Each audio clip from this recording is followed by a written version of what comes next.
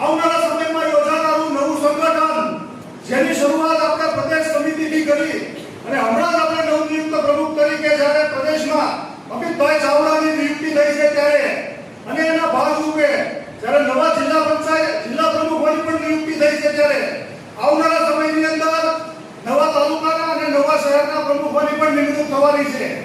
આ નિમણૂકોનો કાર્યકાળ પૂરો થયા પછી આગામી 4 થી 5 મહિનાની અંદર જ્યારે મહુવા નગરપાલિકા, મહુવા તાલુકા પંચાયત અને જિલ્લા પંચાયતની ચૂંટણી યોજાવાની છે. આ ચૂંટણીની અંદર કોંગ્રેસ પક્ષે કઈ રીતે લડવું છે? જીતવા માટે લડવું છે કે આપણું અસ્તિત્વ પૂરું કરવા માટે લડવું છે? તેનો સમય નક્કી કરવાનો છે. બહુ ચૂંટણીઓ જોઈ લીધી, બહુ આપણે ચૂંટણી લડી લીધી.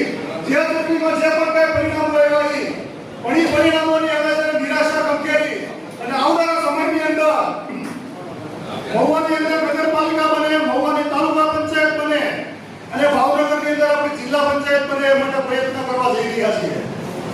જ્યારે મને મહુવા શહેર કોંગ્રેસ સમિતિના પ્રમુખ તરીકે છેલ્લા 2.5 વર્ષથી જવાબદારી સોંપવામાં આવી છે ત્યારે અમુક વસ્તુ જે આપણી નબળાઈ છે એનો સ્વીકાર જાહેરમાં કરવો જોઈએ.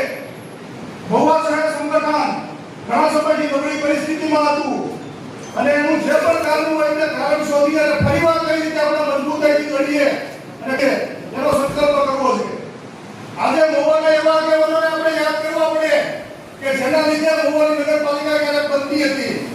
આજે યાદ કરવા પડે મહુવાના પૂર્વ પ્રમુખ જે કહી શકાય કે કોંગ્રેસના છેલ્લા પૂર્વ પ્રમુખ હતા એવા કનકસિંહજી ચુડાસમાને યાદ કરવા પડે કે જેના મહુવાની અંદર કોંગ્રેસનું સંગઠન ધમધમતું રાખ્યું હતું અને નગરપાલિકા પણ છેલ્લે બનાવી હતી. એ પછી મને ખ્યાલ છે ત્યાં સુધી આપણી નગરપાલિકા બની શકી નથી. તો આ વખતે આપણે ખંભે ખંભો મિલાવી અને મહુવાની નગરપાલિકા કઈ રીતે બને એ સૌ આયોજન કરવાની જરૂર છે.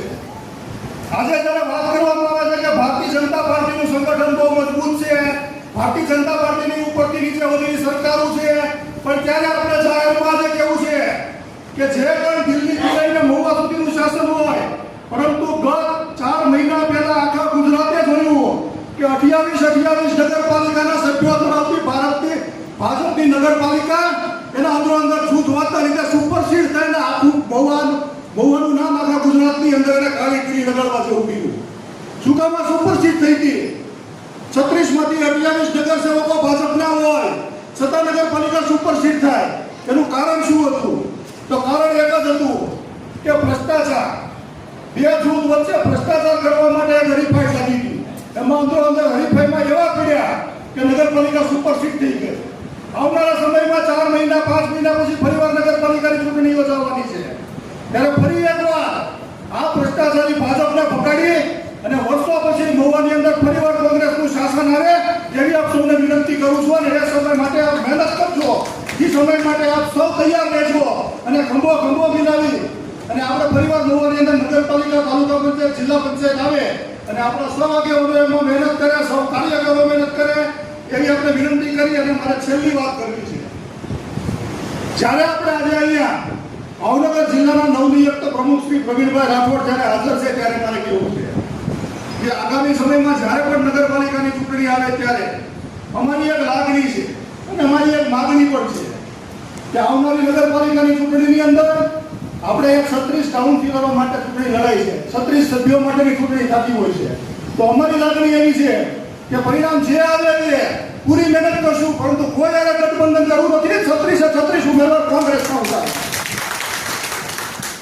એ માટે આપ સૌ સહકાર આપજો અને કોઈ પણ ગઠબંધનમાં પીડા વગર આપણે કોંગ્રેસના નામે ચૂંટણી લડવી છે એવી અમારી માગણી છે.